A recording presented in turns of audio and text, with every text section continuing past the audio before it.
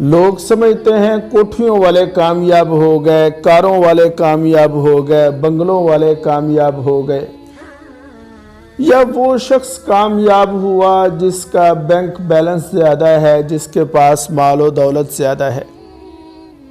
نہیں میرے عزیزو دوستو، مال و متاع اور دنیا کا مل جانا یہ کامیابی نہیں۔ فرمایا فَمَنْ زُحْزِحَ عَنِ النَّارِ وَأُدْخِلَ الْجَنَّةَ فَقَدْ فَازَ۔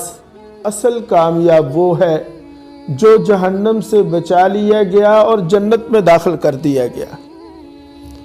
اور اسی کامیابی کے بارے میں اللہ فرماتا ہے قَدْ أَفْلَحَ الْمُؤْمِنُونَ، ایمان والے کامیاب ہیں۔